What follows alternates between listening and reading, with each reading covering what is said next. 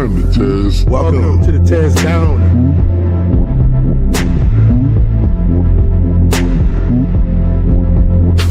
Welcome. Environment, Tez.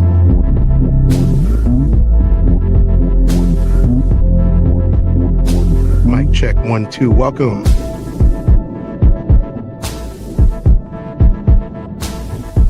Welcome to the Tez Down. Party time.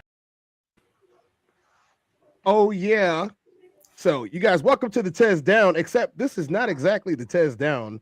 Today, the boys are back in town and we are doing a special broadcast, the live version at the moment of the DDOG podcast. Let's welcome Asif Ali. Asif, you know what? We can never get this right unless you go ahead and do our intro. Go ahead, Ali. Welcome to the DDOG podcast. Here's your host, Asif Ali, joined my co-host on this co-hosted episode of Tez Down and DDOG, Cortez Branch Jr. with D-Rock, Derek Sampson, as well as Marcus Montalvo, both from out of Philly and Chicago, respectively. And today we are going to talk about Niners Bears, we're going to talk about Niners Seahawks, and we are going to talk about NFL and NFC playoff implications heading into this final week of the regular season. So with that said, let's kick it off. Oh yeah. So I like to know. Marcus, myself, you know, we're on more of the Bears side. You know, I got a little bit of fandom towards the 49ers, so I couldn't be too mad about the game. Derek, where you stand at? Yeah, man. I was just telling the guys, first off, I stand with the Giants always, but as far as these two teams playing each other, I mean, you really can't go wrong. I mean, I've always liked the Niners, but I love the city of Chicago. I'm happy for, you know, basically their 180 and how they're looking now.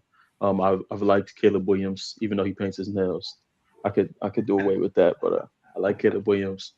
I like a lot of the guys on Chicago. I like Ben Johnson. I love the city. So, you know, I really couldn't lose, but I was happy to see San Fran win because I do like probably my favorite thing about the regular season is that like final season battling for seeding and winning you're in, losing you go home type of thing. So I'm glad that San Fran won, and now they set up this one-on-one matchup with Seattle to see who takes the number 1 overall seed. So I know it was rough for my guys in Chicago, but it was a great game. Be happy about that. So yeah, that's where I'm at. You know what? I think that's right. I mean, considering that the Giants haven't had very much to smile about this year. That's wonderful. That's wonderful. Thank you for that. You're welcome. Welcome to the chat, Sco. How you doing? Passport Sco in the building. That's 333s in the chat. What's up? What's up, chat 333? Y'all getting a special look at the DDOG podcast today. If you guys never experienced it before, these are the boys, and we are back in town. Yes, sir. We got a video for y'all. We're going to start off this the right way. We got 49ers, Bears, anticlimactic or climactic, thrilling ending. The 49ers won by about 2 yards, guys, if you want to be honest. I think that it was a very well-placed game. Also, all 4 referees that were a part of the Chicago Bears and 49ers game are under investigation by the league because the Bears had over 100 more yards and penalties than the 49ers, including on 2 takeaways. So now we both know Brock Purdy messed up and they saved his ass. Let's say that one more time for the camera. Brock Purdy, yes, sir. effed up. Okay. And they saved his ass. 5 TDs. Let's talk, baby. Let's It talk. would have been 3. It should have been 2. Let's be real. Interception was immaculate. If our defense was where it should have been. FedEx air delivery and UPS ground too. How they gonna bring a guy and then he throws the flag after the Bears have already returned the ball 20 yards? Okay. Oh, it was illegal hands to the face on this jackass on the defensive line. That play, that hands to the face had nothing to do with that play at all. Hey man, we spotted y'all with 7 points to start the game. I mean, y'all can't be complaining that much about the refs. I mean, y'all you were the second best quarterback on our team. What are you talking about? Spotted. Yeah, show this. We got Chicago on their drive. That's where we're going to take it from, and we're going to dissect this. So, Ali, at any time, feel free to have me stop this. Let's go. Crazy game. Let's pause right here to set the stage. So Bears 49ers both still fighting for the 1 seed. If the 49ers win, they get a chance to have a matchup against Seattle. Winner will take the 1 seed. If Chicago wins, they just need a Seattle loss the final game of the season. I apologize for the guy that's doing this video. He has a hot dog in his mouth, and it's kind of hard to talk at that.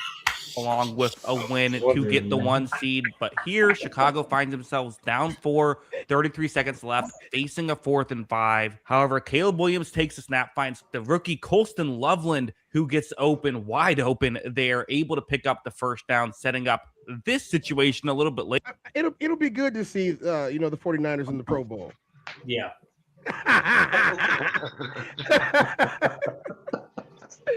Energy, 21 seconds left in the game. I'm gonna say, save that energy, my man.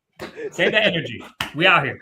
Keep that energy. Just keep that same energy, because let me let the audience know we do weekly podcasts. All right. Yep. So we're gonna be back on next week. We're gonna be back on the week after. We're gonna be back on, and this is transcribed, recorded. It's gonna be uploaded. So I'm gonna tell my co-host with the most, keep that same energy. We'll come back. Go ahead. Hey, remember who's batting 1,000 on picking the Super Bowl winner though? Hey, I'm starting to think like, okay, guys. So we got everything going for us on Wednesdays. I mean, maybe we should start doing them on Wednesdays, seeing as how we all seem to be available at some point on Wednesday. Okay, that. Press play. Let's watch this. I get it. Yeah. Timeouts at this point. They actually burned timeout prior to that 4th down play. And hey, you can't fault it too much, right? Yeah, because it made sure everyone ran the right do play. it They were ourselves. able Okay. Oh, there we go. As you guys can see right here, we're on 2nd and 10. And There we go. okay, so we got slipping coverage on the defensive line, which allows for this Nice play. ladder Nice play. You see, that's where Ben Johnson comes in, because if you watch this play, I mean, the pitch at first, throwing it to the tight end, then pitch back to Swift. I mean, that's phenomenal play calling. Where do you think the Bears messed up here? Well, press play.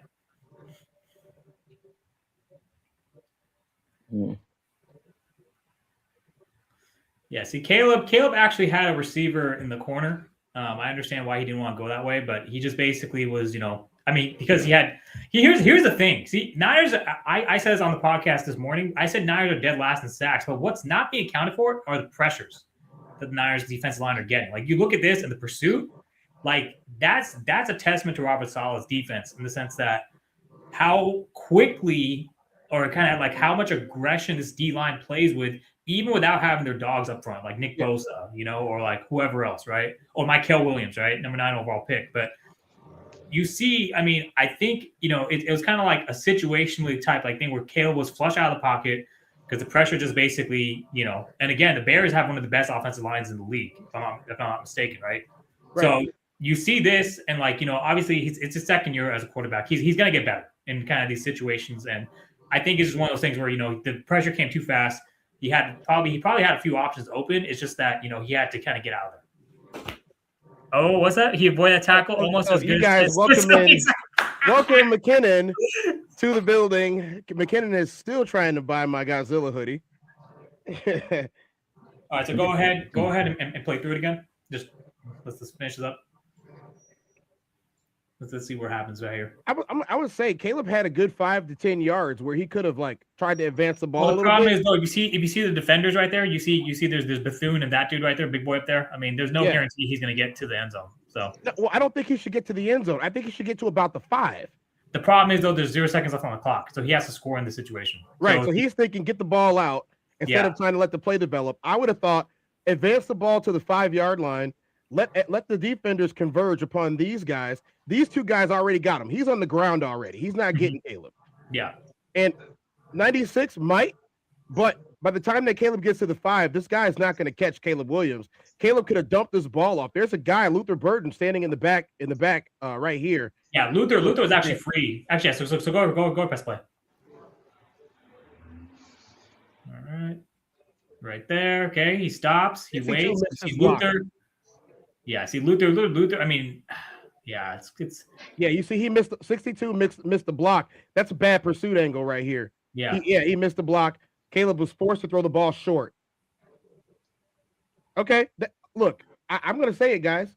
Watching this back, at the way that we've watched this back, I have to hazard a guess here and say that any of these guys should have or would have been able. Either one of these teams should have won this game. Yep.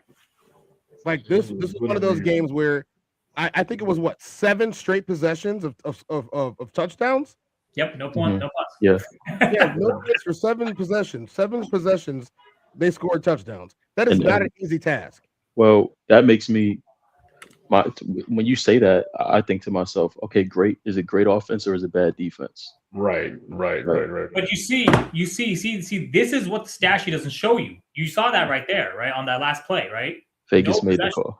Pursuits. I mean, the stat sheet is going to show you a sack. It's going to show you a pick. It's going to show you a pass defended. It's not going to tell you about how many times the defensive line flushed the QB out of the pocket to make an errant throw, right? So I agree, but there's 2 things to that. One is in the beginning of that play, you see the end on San Francisco make a great play by basically negating the guy in the flat, because Caleb was looking to go straight to Swift, but he essentially made Caleb pump fake, hold the ball a little bit longer, which allowed the trailing DB to come cover Swift. Because if that DN doesn't make that play, then that's a touchdown. Swift walks right in. And then, so like you said, that doesn't show in the stat sheet. What's interesting to me, though, is that from watching Caleb Williams, he has, to me, one of the most impressive outside of the pocket scrambling. Like he's such a threat with his arms and his legs. Yeah, so for him to have been flushed out the pocket and not been able to make a play, obviously they're in the red zone, so it's a condensed field. But I mean, you can't rest. That might not even be like a advantageous thing for the defense once Caleb is on the move outside the pocket. It's not. Historically, especially this season, you're actually in a worse position on defense if Caleb's outside the pocket. I've been watching the Bears games all season, and I would believe the stats back that up. Yes, the stats back it up. He's a game breaker outside. If Caleb is outside the pocket, he is more dangerous than inside of it. Agreed. Because also, I mean, to your point, I mean, the ability to make plays with his legs. I mean, Caleb is actually one of the most underrated dual threat quarterbacks in the league. I mean, he has blazing lightning speed when it comes out, when he escapes kind of outside of the outside the pocket and kind of leaks out in the bootleg, or tries to make a play. And so it's one of those things where it's like, and that's why I'm saying, like, I think he's only going to get better. I mean, these situations where basically you have like a DN in your face and you can't like make a read, like that's all about anticipation. That's all about just kind of knowing where you are, situational awareness. Just give him a year or two. He's gonna get it. Like, I mean, we're on year 2 of Caleb Williams. Yeah, and aside from being on year 2 of Caleb Williams, we're in year 1 with Ben Johnson as the head coach. Exactly. No, 100%. Yeah. To go 10-4. Yeah. What 10-4 right now, right? 10-4, 11-4. To go 11-4 in the NFL is a feat that is unprecedented by teams that are not Super Bowl contenders. Every team that's 11-4 right now is a Super Bowl contender. Every team that's 12-4 or 12-3, they're Super Bowl contenders. Like, there's not many of them. You know what I mean? There's not that many. 11-5 right now because we lost to the 49ers. So 11-5, that you're still 6 games over 500. You're still number 1 in you clinched your division 2 weeks ago. Like right now, we have a situation in about 3 or 4 divisions where they're heavyweights battling each other. And what we got to see was a playoff preview. This was not a regular season game. This was a playoff preview. And to answer Derek's question about the defense, yes, this game was highly defensive. The issue is you have 2 hungry young quarterbacks with names to prove. You have 2 offensive coordinators and two head coaches with names to prove, and you have hungry defenses. Both of those offenses wore the defense out, and the defense didn't stop coming. So, yes, they were putting up points, but look at the way that the points were getting put up. C-Mac doing C-Mac stuff. He's unstoppable. He's probably one of the best backs in the whole world. You have Brock Purdy, who's consistently one of the best quarterbacks in the league every year. Last year was kind of a down year. This year he came back and won his starting job back from Mac Jones. which he won that job back. It wasn't just handed to him. He won that job back. The San Francisco faithful ready to say, let Mac Jones take the rest of the season. Weren't they not? At one For point. sure. Yeah. For sure. Yeah. For sure. Well, but I do think there is something to be said, because I saw Marcus Others smiling. the defense, yeah, I mean, and to Derek, to your overall point, I think, yeah, the defense, at least San Francisco, there are still spots that can be exposed. There are clear gaps in the secondary with the second stringers playing. Obviously, Chase Lucas filling in for Renardo Green. Who's the other one? The other guy, I forgot his name. I just said his name this morning. I forgot his name. Darrell Ludo Jr. I hate that name, because when I went to Vegas last year, he's the reason why we lost. So that's why I forget that name 2 years ago. So Darrell Ludo Jr. is the other one, filling in the secondary, I think, for safety, for Stout or whichever one. So the issue is there's a lot of youth. And with that, that's one of those issues that can be exploited. Now, with that said, if the 49ers offense, to your point, Tez, if they continue playing at this pace with CMC, Brock Purdy has to just keep this going. That's really what it comes down to. Because, if you have a game with no punts and you're basically able to just, score every single drive, I think it was just 1 or 2 drives which they did not score, they're going to be a very tough out in the postseason, right? Yep. Yeah, and to kind of on the flip side of the Bears, right? If the Bears can also play the same way that they did, right? Where they also score almost on every possession, and their defense comes up with the takeaway points off the turnover, right? Then there's also a very good chance the Bears can make a deep run this year too. So I mean, it's basically TBD, but I mean, there's positives, negatives, but positives take away from both teams. So yeah. So I have a question for you guys. Who do we see in the NFC Championship game? Which 2 teams?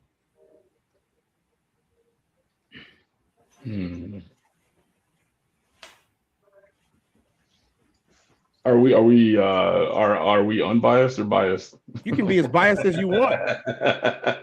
This is a DDOG podcast special edition on the Tez Down. We're unfiltered and unscripted. Okay, fair enough. I'm gonna say, I'm just gonna go. Sorry, Marcus. I'm gonna go on a limb. I'm gonna say Niners and Bears. I honestly was gonna say the same thing to me. Yeah, because the reason I say that is because Philly's been up and down. They haven't shown you consistency on offense. The Rams, obviously, they could have Stafford's having an MVP season, but you saw what happened on Monday. If he's not playing at his full level, any team can beat them, that happens more often than not, unfortunately. In the immortal words of Classic from the Classic Codes, Stafford has a bad back, and it is catching up to him. His numbers have been dropping every week since the bye. It's crazy. Yeah, every week. Since they lost to Carolina, they've just been regress. They lost to Seattle. Now they lost to Atlanta on prime time. You lose to Atlanta on prime time. Atlanta, Seattle, Carolina. Are these teams that are going to be in the Super Bowl? No. Exactly. So, Seattle only kicks field goals. Yeah, I would say Seattle is the only major threat. I would say in the NFC outside of the Niners, I would say Seattle would be the major threat in terms of being complete on both sides of the ball. Because they have win 6 touchdowns or 6 field goals. Yeah, well, that's true. So Seattle's offense. That's the thing, because Seattle's offense is kind of lackluster. Even though JSN's having he's leading the league in receiving and everything. Sam Darnold's doing pretty well. Their run game is kind of up and down, and they're basically Jekyll and Hyde. There's weeks where they can look great, like they did against, but Carolina was kind of giving them a run for the money for 3 quarters, up until that 4th quarter where they broke free. So Classic said he doesn't even know why we're talking about the Bears. Passport Sko said he's going Bears and Eagles. I don't see the Eagles being able to make it to the NFC Championship. No. I think there's a stat I saw today where they said the Eagles are I think when Jalen Hurts passes for over 100 yards, they're I think they're 1-5. But then when he passes under 100 yards, they're 9-0. Yes, they are a ground team with Saquon leading the charge. But then that's the question. How come then if Saquon's leading the charge, why can't he do it consistently? That's the thing. Well, like we said earlier, that comes down to coaching again. I mean, Yeah. it shows massive inconsistencies where if you're going to have that kind of performance one week and then it's very, very lackluster the next, or, so on and so forth, then that comes down to the coaching. If you're calling the right plays or motivating your team, and I mean, there's other leaders on the team too. It's not just the coaches, but it all comes down to just, your leaders on the team. And if you're not going to be able to pull your team up when the talent is there, I mean, obviously. So why are we not able to see a consistent game out of this team? I think you guys are kind of discrediting the Eagles. I think that, I mean, I don't have them going to the Super Bowl either, but the way you guys are talking about the Niners and the Bears, I think if I the beat Eagles you by deserve. 30 points, I'm going to discredit you.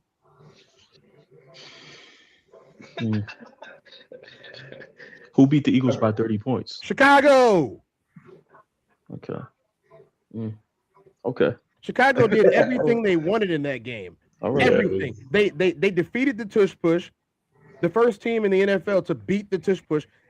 The Eagles got off 0 successful tush pushes against Chicago. They got stopped on 4th and 1 4 times against Chicago, including at the goal line. On top of that, Caleb Williams decided he wanted to turn into Tom Brady and throw the ball forever. Luther Burden looked like he was Randy Moss. Colston Loveland looked like he was a mix between Gronk and Aaron Hernandez. I mean, I'm just keeping it 100. Bill Belichick looked like he's the Bears coach at this point. And that was because the Eagles just weren't good that day. I'm not saying that the Eagles aren't a good team. I'm saying they weren't good that day. And I think that, Chicago got the medicine for them.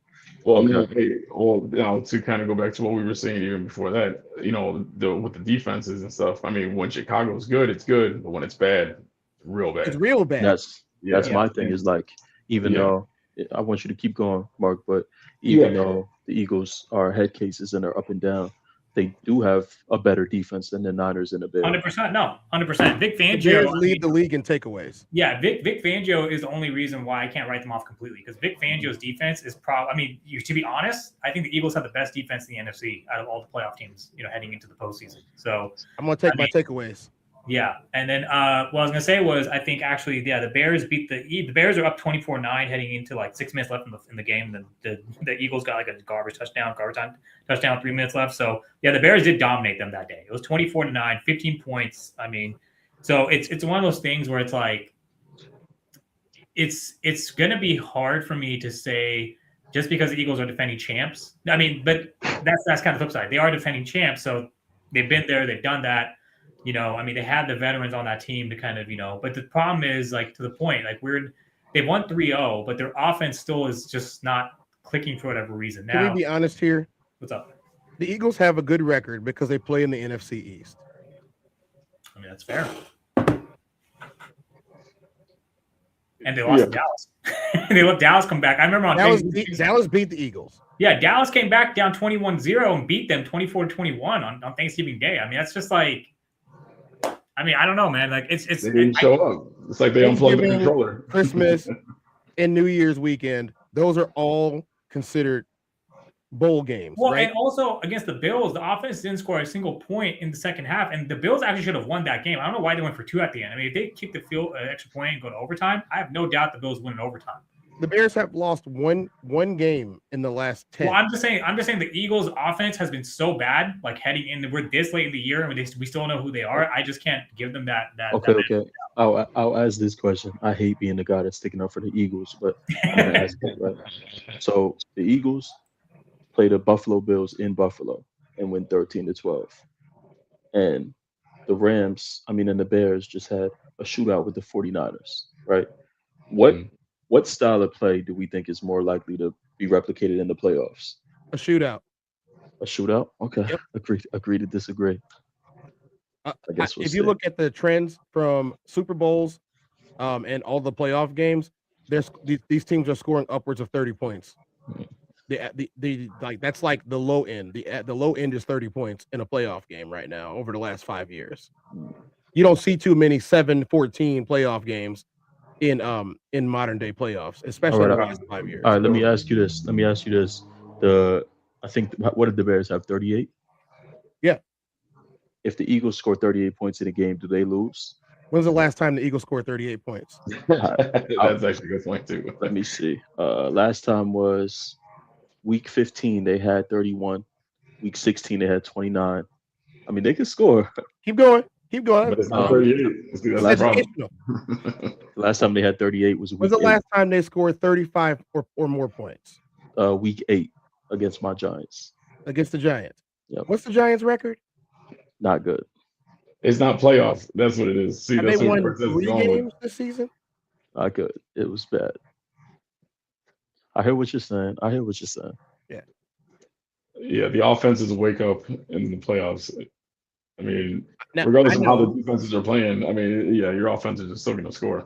I am not going to discount the Super Bowl champion Eagles. I'm not going to discount them.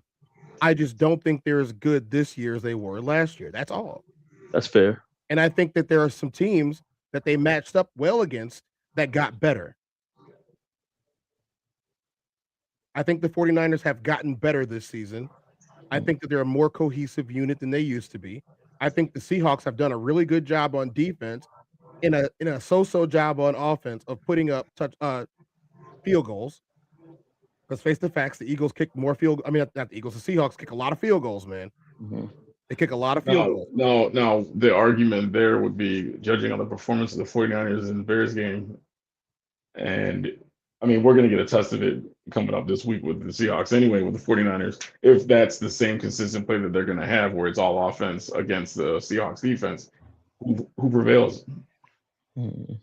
If the Eagles play the Seahawks, then the Eagles are going to win that game, in my opinion. No. So Seahawks and 49ers, as in this game is coming up next week because of that defense with the Seahawks versus the 49ers offense. I'm going to be honest. If it's the same as what we saw this last week with the Bears, where it was almost all offense and kind of a lackluster defense on both sides of the ball.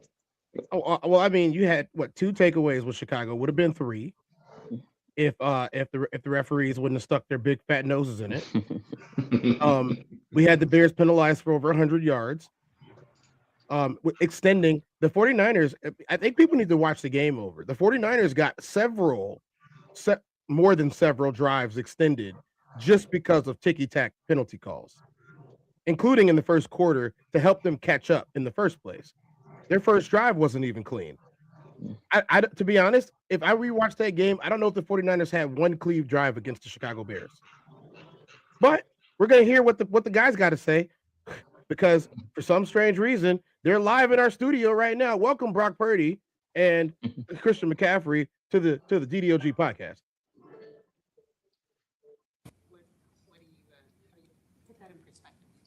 Yeah, I mean, obviously we're thankful to be in this position, but I've said this before, it's just been one of those kind of years where it's like you have to focus on just the next day, the next man up, finding a way to win each Sunday. And then at the end, you can look up and see where you're at. And so for us to be in this position is really cool. We're all grateful for it, but at the same time, we have to go do something about it. And we got to watch the film, get better, and go execute and win. Brock, you guys scored 42 points now. You got all of them tight end and all of them left tackle. You had a lot to do with it. Everyone, contributed. But how good is your offensive play call? How good is the what? Offensive play call? Yeah. I mean, he's a Hall of Fame coach. So, I mean, to be able to have him draw up stuff and scheme stuff up for us and put guys in certain positions and for us to just go out and execute, be on top of our stuff every single play, we're grateful to be playing for him, man. So, obviously, every single week he goes all in and gives everything he's got for this team, this organization, to make sure we're put in the right positions and to go out and have a chance. And so anytime we step out in the field with him as our play caller, man, we're always going to have a chance. Of how Austin Plays did at left tackle for virtually the whole game. Yeah, I mean, did amazing. Obviously, to have Trent go down first play, it's like, dang. And for him to then Austin jump right in, and he's a guy that we all love. And over the year, he's just been great in our locker room and just one of the boys on the bus. Like, everyone loves him, and he's done a great job just being ready all year. So for him to go in and play well like he did and allow our offense to keep rolling and not lose step, it was huge. So we all got his back, and he's going to keep getting better. So you guys think that Brock Purdy is the quarterback of the future when it comes to these 49ers? Like, there was a lot of talk over the offseason of them maybe looking to draft somebody else. After that contract they just gave him, they don't have a choice for him to be the QB of the future. So you think because they gave him the 220 something that he was looking for, that he has to perform? Absolutely. And I think that he's Shanahan's guy, and as long as Shanahan is there, Purdy will be there. Okay, yeah, I think as long as I think the same thing. Do you think Mac Jones goes and tries to get a job somewhere else? I think he's under contract for one more season, and I think the Niners keep him. I think they keep him and trade him at some point during the season next year when they can get something for him. But I think they have to have a kind of a backup for Purdy, considering Purdy, getting hurt, those type of things. So okay, yeah, we're gonna welcome C-Mac to the mic.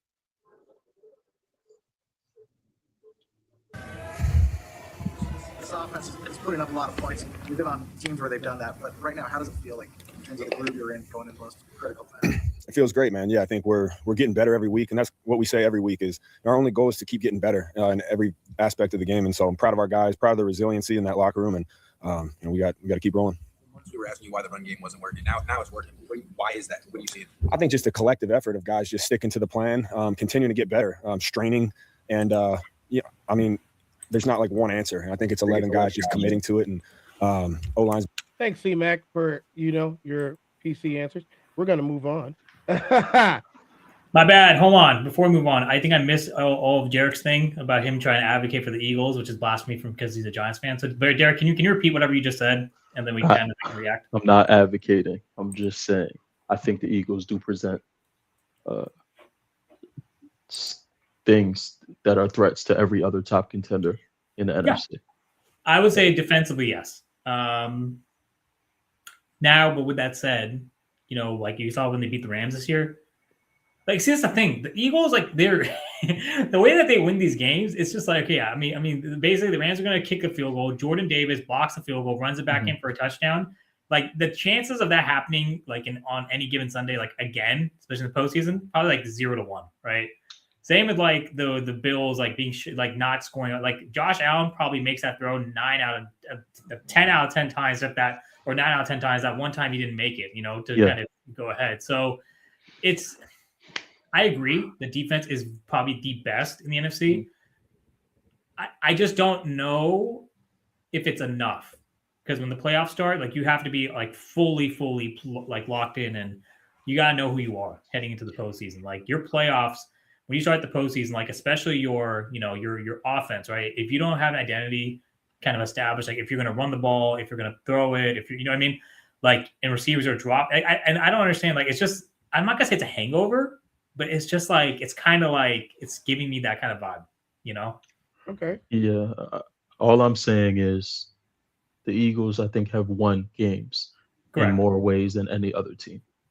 That's all that I'm saying, right? I mean, we've seen Jalen Hurts go crazy. We've seen Saquon go crazy. We've seen them win throwing, win running, win special teams, win off defense. So I just think their game travels well. And you say, well, they won a game by blocking a field goal, or, well, they won a game that Josh Allen makes that throw 99 out of 100 times. I mean, if every time they face someone and they make a team do something that team has never done before, I feel like they should get some credit for that. That's all. No, absolutely. Yeah. No, they're definitely going to be a problem. I don't know how far they can go. I mean, because it's the reason I'm saying that is because if LA comes into right now, if LA at the 6 seed goes at Philly at the 3 seed, let me ask you, who you betting on in that game if you have to choose? Philly versus who? LA, the Rams. If the Rams come in, have to play them, on Wild Card Weekend. Who you going with? Yeah. I don't like the Eagles. I'm gonna go with the Rams because I think it's hard to beat a team over and over. Exactly. Over. You know what I mean? Yeah, and also like the way that they won the last 2 times. The Rams had them last year in the postseason. It was a 1%. It was 26. That was a great game too. Yeah, and then this year again, they should have won that game too, but then they just come out and every dog. I mean, they're going to have extra motivation. I think there's going to be. Here's another thing. Eagles are the hunted this year, bro. I mean, they're basically every team is gunning for the champs, right? Yeah. So it's not like last year where they were like, playing the house money, the Chiefs or the dynasty. We got to just beat the Chiefs.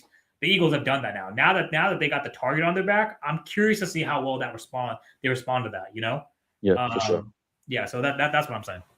I mean, I agree, but it's kind of the same thing you guys are saying. Like, you guys are talking about the Niners and the Bears, possibly Seattle. Mhm. I feel like the Eagles have had such a weird season that they might not be the hunted anymore. Everybody's kind of discrediting them. So now they might be able to. Now they might be able to say, "Well, now we're hunting because we're being disrespected." You know. So I'm going to say the Rams, though. If it's the Rams going to Philly, Rams are going to. Philly is the hunted because the Rams have a reason. They're 0-3 the last few times they played. So exactly. that Okay, matchup guys, is. this is what we got, right? So we got a playoff picture here. Yep, there you go. Thank you. Let's remove this playoff picture. And why is it? Zoom in a little bit on that. If you can, that's fine. Because I can see. Oh, go back. Let me see if I can fix that. If you can, it's fine. Okay, that's fine. Okay, cool. Just keep right there. Yeah, basically, you see right here. So what Tez has on screen. So obviously, Green Bay would probably place obviously it'd be NFC North matchup. That'd be fun actually. Chicago and Green Bay and wild card. For sure. Rams at Philly, and then Niners at Carolina. Now this is if Niners lose this weekend to Seattle, right? Niners win, then they move up to the 1. Seattle moves down to 5. Seattle goes back to Carolina. Either way, I think either of the teams from the NFC West wins. If it's Tampa Bay that wins against Carolina this weekend, I mean, Niners lost Tampa Bay, but I think if they go back, I mean, Tampa Bay's been kind of struggling, so I think they should win that game if they go a rematch. But I mean, with this view right here, like I'm telling both of you, I'm telling everyone who's watching this right now, like I think Chicago beats Green Bay at home because Chicago, I mean, like the same thing. But we're talking about the Rams and Philly, like the trauma of losing to Aaron Rodgers year in and year out, like there is some added motivation for the Bears to whoop Green Bay's ass. Like that's.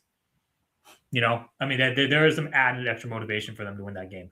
The Rams going to Philly. The Philly, I mean, yeah, the defense is probably still going to be locked in. Is their offense going to be locked in? I still don't know. And the Rams offense, I mean, they're going to be like extra motivated to kind of, because they probably are also thinking like, okay, Stafford's our MVP. Like we screwed up. We could have won the West. We could have had a bye week, right? And the fact that Philly's been whooping our ass all these years. Like they're going to have extra motivation to go in there because they probably are also heading to that game saying that we should have won last year in the postseason and we should have won this year, and that's what impacted our playoff seeding, because they lost that game to Philly. So there's going to be some and Niners and Carolina. I mean, so we got right here, the bigger version of this. We got Denver and Buffalo, New England, LA, Jacksonville. Denver and Seattle get the bye week. Yeah, see, okay, so that's if they get the bye. So actually, no, the way we have right now, so the ones you have to subtract them from the wild card, right? So you got New England. See, it's a lot of divisional matchups. Honestly, is Buffalo at New England and the NFC East kind of rematch? Jacksonville the Chargers at Jacksonville, Houston, the Steelers at Houston, right? And Houston's defense is, and I think Ddog, you said this earlier today, like these bottom 3 seeds in the AFC. The Chargers, the Jaguars, and the Texans, right? I mean, those 3 teams, in my opinion, too, are probably the most dangerous teams in that conference. Agreed. Yep. Just because of how they play. I mean, that their defense and the formula to win is so. I mean, I'm not gonna say fundamentally sound, but it travels though. It travels well. Yes. There you go. So what needs to happen here, from what I'm seeing, is I see that Seattle needs to lose to San Francisco this week. Seattle needs to lose to San Francisco. And why? What does this mean? Yeah. So let's break this. Let's break it down. Since I can't use their music, but let's break it down. All right. So you have, if Seattle loses to San Francisco will, and so this is a twofold thing. If Seattle loses to San Francisco, and Tampa beats Carolina, Tampa takes the place of Carolina in the 4 seed. San Francisco then plays Tampa. Seattle goes to the 2 seed, and they play Green Bay. No. San Francisco would have the bye week, and then Seattle will go play Tampa. Because whoever wins this weekend, whoever loses over the 1 seed. Yeah. Because whoever wins is going to be the 1. Whoever loses is going to be the 5. That's just how it works.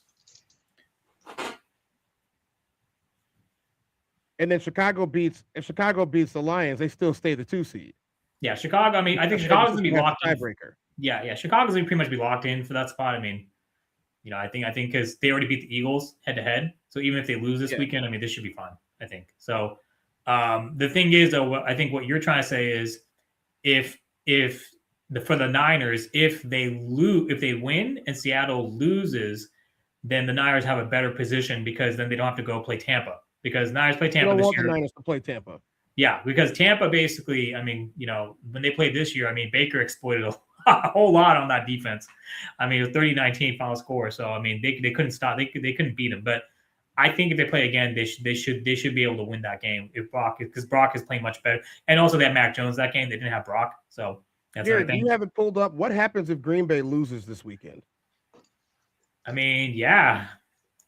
I mean, I wonder because then I think Green Bay, aren't they locked in? They're locked in. Yeah, they're locked into the 7th seed. Yeah. So I mean, they're locked into the 7. Yeah. So they can't lose their 7th seed. No. Correct. Yeah. They're pretty much out for the 6th. What is their record? They're like, I think 10-4. Okay, I got it pulled up. They're 9-6. Yeah, 9-6. Yeah. So the Vikings, if they lose, they become 9-7, and they're 9-6-1. So that one tie is actually what helps Green Bay. Oh, you're talking about a tie. Okay. Yeah, so they have that tie. So let's say the Bears beat the Lions this weekend. The Lions are already out of playoff contention. They've been eliminated. So have the Vikings.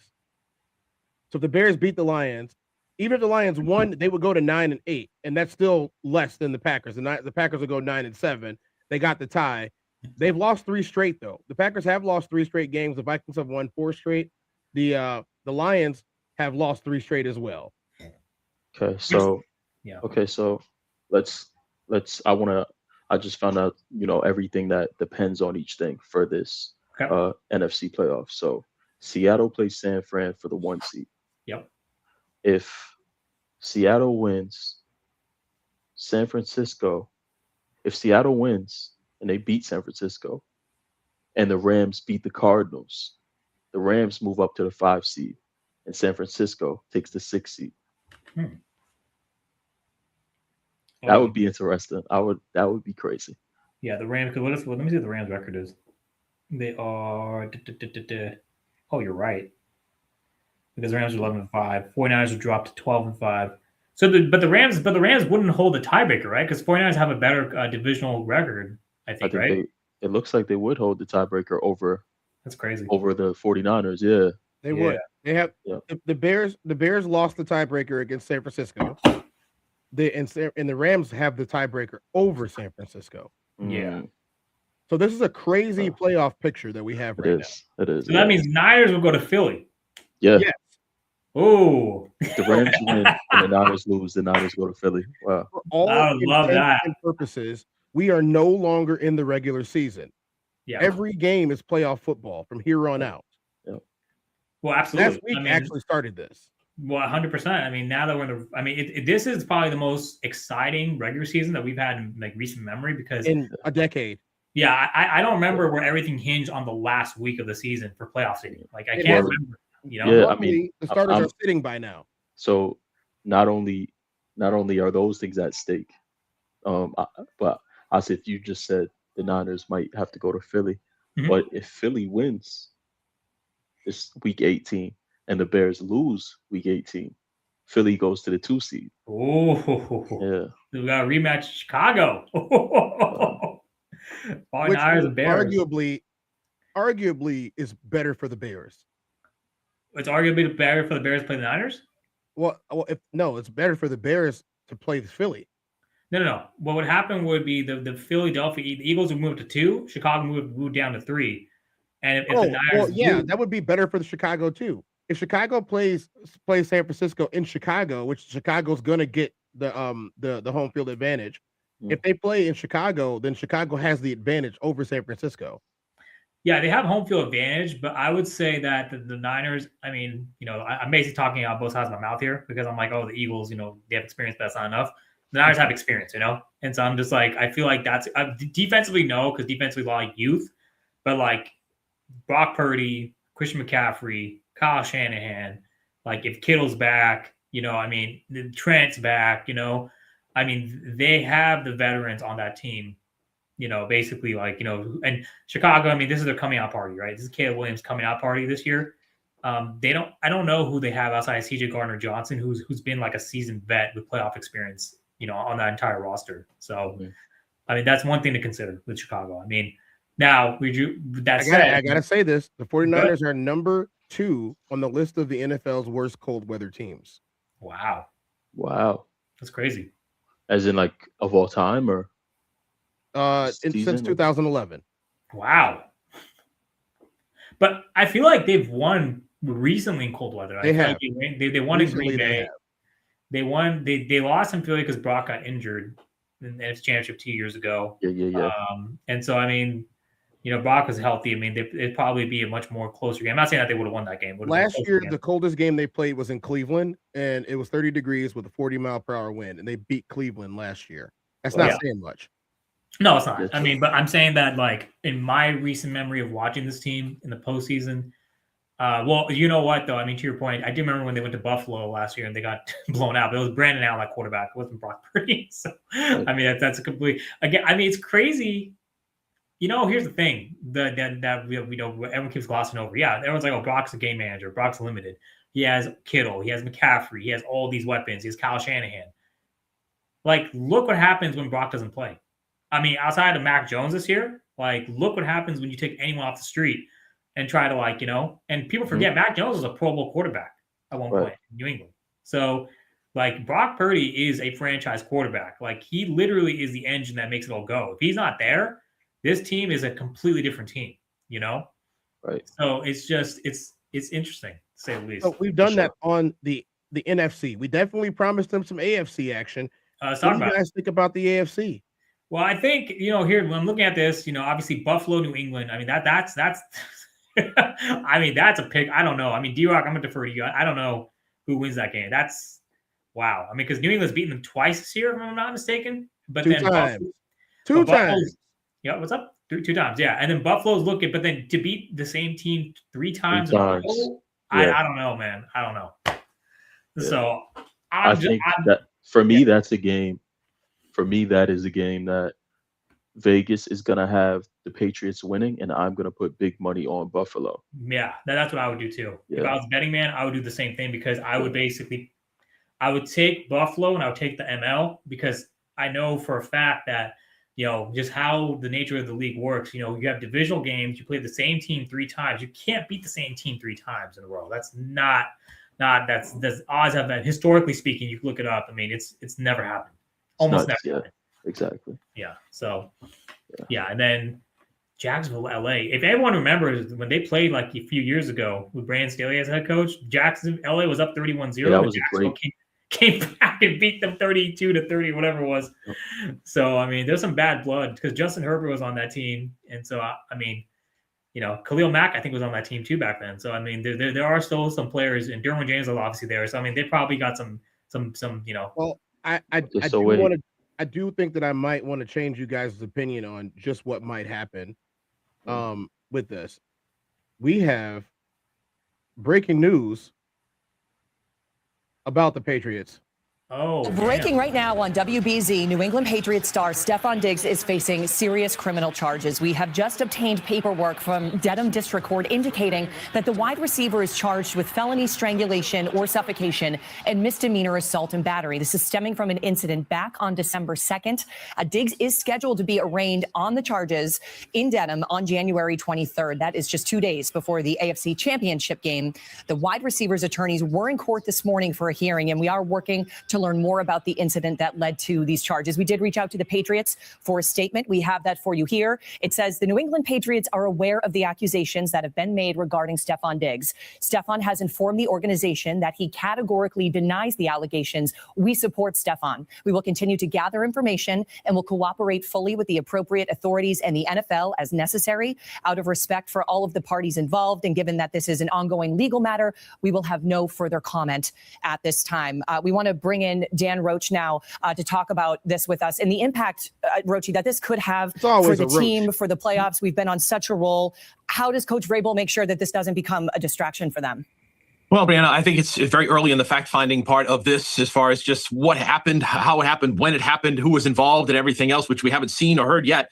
So I think that's the first part of it. And then the second part to me is that he categorically denies it when it comes to what happened. So we're going to have to find out the story. Beyond that, I can tell you that as a veteran, a wide receiver, a number one wide receiver coming in, there were questions about Steph Diggs and, how would he behave? How would he handle it? A lot of the number one wide receivers could be divas, if you call it, at times. And he has been nothing but a role model, a perfect citizen in that clubhouse or locker room for this New England Patriots team, so much so that he's emerged as a leader. The players look up to him. I think the coaching staff certainly respects him. And everything that he's done in a Patriots uniform has been good for the team. In fact, just the other day, post-game, after their win over the Jets down in New Jersey, he was speaking in the locker room talking about being 30 yards away from being a 1,000-yard wide receiver, I think, for the 7th time in his career. And he had knee surgery last year and came back. And I think it meant a lot to him. He was almost, to me, kind of emotional, almost in tears, saying he just wants to win, that these milestones don't mean as much to him anymore in his career. All right, so I think go back to the playoff bracket. I think we are coming up on the hours. Let's just go ahead. So I think, kind of with that said, that just further bolsters my pick, and I think Ddog your pick for Buffalo over New England. I think also Jacksonville, the Chargers. I think LA will have some home. That's a toss up. I don't know who's going to win that game. And then Houston at Pittsburgh. I'm going with Houston all day because Pittsburgh, especially without DK, I mean, they look terrible. And I mean, we don't even know if Pittsburgh's going to win. It might be Baltimore because they're playing the division. I mean. Even with Baltimore, I mean, yeah, they got Derrick Henry, but I mean, Houston's defense is next level. I mean, that defense is just nasty, and they're a much more balanced team than Baltimore, even if they play. So I think for wild card, I'm going to go with Buffalo, LA, Chargers, Houston, and then for the NFC, Chicago, as it currently stands, Chicago, Philly, and Niners. So, sorry, Chicago, Rams, and Niners. God damn it, look at Derrick. He made me give that Philly. So we got some drama in the 4 seed. We got some drama in the 4 seed. We have a playoff game that's coming up, just like the one a few years ago, where Pittsburgh is playing again Baltimore for their final playoff spot. Yes, sir. No, I mean this is again like what I said earlier. We have a significant amount of high stakes games this final week of the regular season. You have Pittsburgh against Baltimore, which could determine the North. You got Tampa Bay, Carolina, which can determine the NFC South.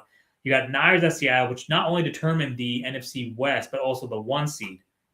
So there is a significant amount of high stakes on the line this final week of the NFL regular season. So it's a very exciting year. I think we'll close out this episode with this podcast with this, at least from my end. I'm excited as hell to see what happens. I mean, I can't wait, but I'm hyped, to see kind of who shows up and. Big Dog got to eat. So, starting Saturday as well as kind of Sunday, we'll see kind of who comes out on top. And then basically, we'll have a very fun, New Year episode of the podcast to preview the wild card round. So my question,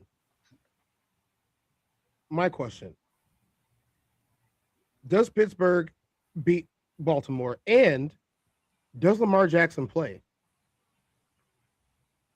No. No and no. Yep. No. There's Derrick Henry is on our level right now. So you think they're gonna ride out into this potential playoff situation with Snoop? Yeah, they're gonna ride out with what's his name? Tyler Huntley's the name, right? Snoop, yeah. Snoop. I mean, it's insane to think about. Rodgers, had the Steelers, positioned to potentially get a 1 seed. Now they're basically gonna miss the playoffs for the 4th straight year in Rodgers' career. At some point, you gotta wonder, how much does he have left in the tank to keep going? Yep. So that's something else to consider. Okay. I mean, I say it's going to be a wild weekend in Vegas. It's going to be a wild weekend in Vegas, and I want to say, hey, we'll be back. Yes, sir. You guys get ready. We will be doing a weekly episode every week of both sports and wrestling every week. We haven't figured out which days yet, so it might be random. But we're going to try to figure it out together. We'll be doing a weekly episode of both sports and professional wrestling in 2026. It's been a great 2025 for the DDOG podcast, for the Tez Down and all of the affiliates, the Ben podcast, the Classic Codes, Conversations with Soft Rain, Uncle Plug TV, and Souls of Thought with the No Middleman podcast and the RSC Coalition. We have built a giant network of content for you guys And I just want to keep thanking everyone that keeps coming on. All of the co-host panelists have been awesome. We are so happy to have Ali back. You know, Ali took an extended vacation twice over the last couple of years, and this time he's back, and we're ready to hit the ground rolling in the next season. So the DDOG podcast is Digitally Dreaming Off the Gridiron podcast is the separate channel where you guys will be seeing all of the replay videos and the private videos that we have recorded and posted on there. That's where you guys will be getting all of that. If you missed any parts of this video, you can go back to the DDOG podcast later on today after it's uploaded and get all of this in. We appreciate all the comments. We appreciate the subscribes. Share the channel. We are so active. If you guys like wrestling, that's where you're going to find it at, because we interviewed some really cool wrestlers.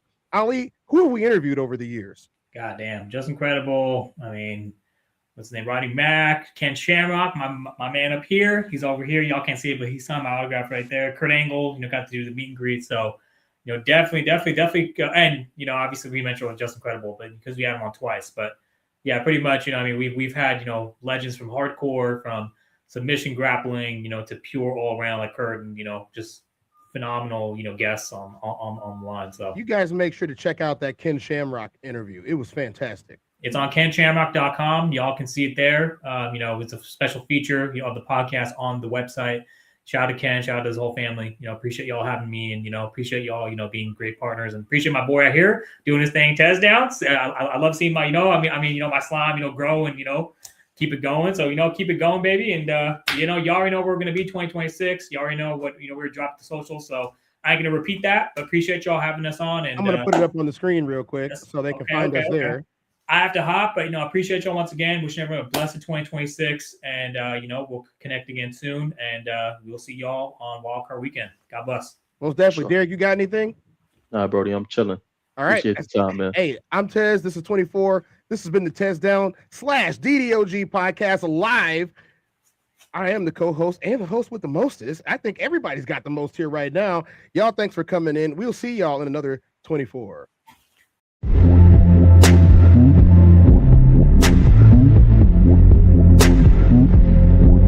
I'm the Tez.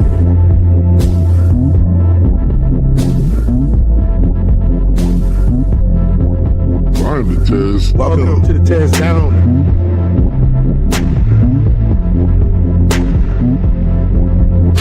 Welcome.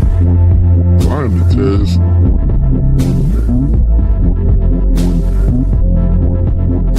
Mic check 1 2. Welcome.